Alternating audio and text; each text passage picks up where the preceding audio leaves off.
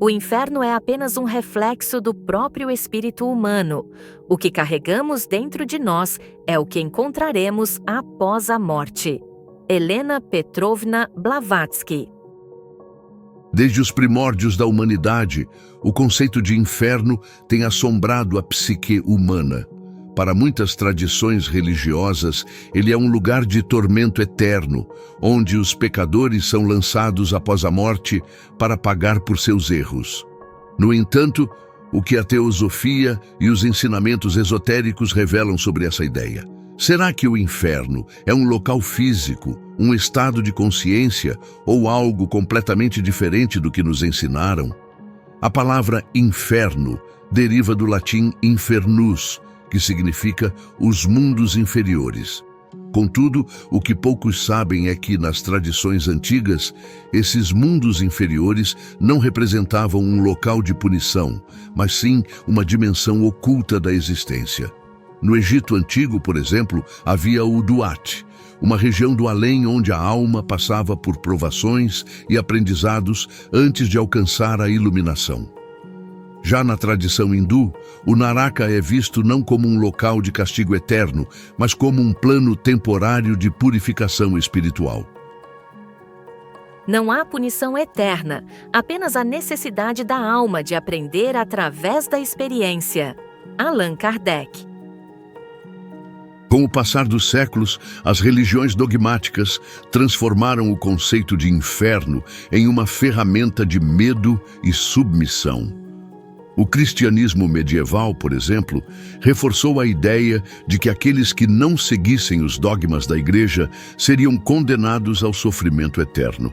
Para reforçar esse medo, clérigos e religiosos percorriam comunidades encenando peças teatrais com personagens representando o diabo e as almas atormentadas no inferno. Essas dramatizações tinham o objetivo de impressionar e aterrorizar a população, consolidando a crença de que o inferno era um destino real e inevitável para aqueles que não seguissem os ensinamentos da Igreja.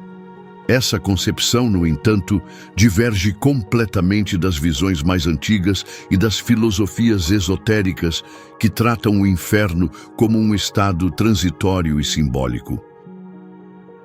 O inferno não passa de uma invenção da teologia para controlar as massas, um espantalho criado para incutir o medo da verdade. Helena Petrovna Blavatsky. Na visão teosófica, o inferno não é um lugar físico, mas sim um estado vibracional da consciência. Ele pode ser comparado ao conceito do Kamaloka, um plano astral inferior onde as almas carregadas de desejos densos e materialismo permanecem presas por um certo período após a morte. Esse estado é temporário e não eterno, pois todas as almas estão destinadas à evolução. O Kamaloka é o reflexo de nossa própria mente. Aquele que cultivou paixões inferiores será atormentado por elas, enquanto aquele que buscou a verdade encontrará o caminho para o plano superior. Helena Petrovna Blavatsky. No Kamaloka, a alma passa por uma espécie de purgação, onde enfrenta as consequências diretas de seus desejos e emoções mais densas. A duração desse período varia de acordo com a condição espiritual da pessoa. Para aqueles que viveram de forma desapegada e com consciência elevada, a passagem por essa fase pode ser breve. Para os mais materialistas e apegados aos prazeres do mundo físico, esse estágio pode durar décadas, séculos ou até mais, enquanto a alma se liberta gradualmente dessas influências. O tempo no Kamaloka é relativo. Para alguns, é um pesadelo passageiro. Para outros, um labirinto sem fim, até que a alma compreenda a necessidade de se elevar. Helena Petrovna Blavatsky. A saída do Kamaloka ocorre naturalmente quando a alma esgota suas tendências materiais e aceita a transição para um estado mais elevado de consciência. Esse processo pode ser facilitado por diversos fatores. O primeiro é o desapego gradual. Com o tempo, a alma percebe que os prazeres terrenos não podem mais ser vivenciados e abandona essas ilusões. O segundo é o auxílio de seres espirituais. Guias espirituais e mentores podem ajudar a alma a se desprender e ascender para o Devachan, o paraíso temporário, onde a alma descansa antes da próxima encarnação. O terceiro fator podemos citar o autodespertar. Algumas almas, ao tomarem consciência de seu estado, conseguem se elevar por conta própria, especialmente se possuírem conhecimento espiritual em vida.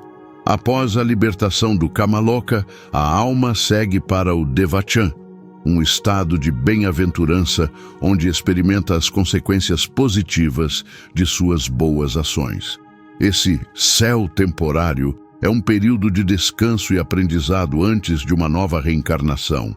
Quanto mais elevada sua vibração, maior a duração do Devachan. Enquanto o Kamaloka é um reflexo das paixões e desejos da vida terrena, o Devachan é um estado de realização espiritual, onde a alma colhe os frutos de seus esforços evolutivos. O inferno é uma ilusão criada pela mente humana. O verdadeiro sofrimento é permanecer estagnado sem aprender. Jiddu Krishnamurti. Mas e se o inferno também fosse um local real, acessível ainda em vida? Muitas tradições falam sobre reinos ocultos situados abaixo da superfície da Terra. Na tradição budista existe Agartha, um mundo subterrâneo onde seres avançados espiritualmente residem. No hinduísmo, os lokas inferiores são descritos como reinos habitados por entidades poderosas e seres que aguardam sua evolução. Se a superfície da Terra já guarda segredos insondáveis, o que podemos dizer sobre o que está abaixo dela?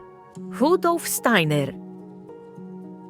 Há diversas teorias sobre civilizações intraterrenas, algumas delas baseadas em registros antigos, como as lendas sobre Shambhala e cidades subterrâneas descritas em textos tibetanos. Há também relatos contemporâneos de cavernas inexploradas e fenômenos inexplicáveis em regiões remotas. Será que o inferno, como nos foi ensinado, é apenas uma versão distorcida de algo que realmente existe abaixo de nós? A teosofia e outras tradições esotéricas ensinam que ninguém está condenado eternamente. O sofrimento pós-morte e as reencarnações difíceis são apenas consequências das escolhas feitas ao longo da jornada evolutiva da alma. O karma, sendo a lei universal de causa e efeito, garante que cada ação gere uma reação correspondente. Assim, aqueles que vivem em desarmonia com as leis espirituais podem experimentar períodos de dificuldades, seja no plano astral ou em encarnações futuras.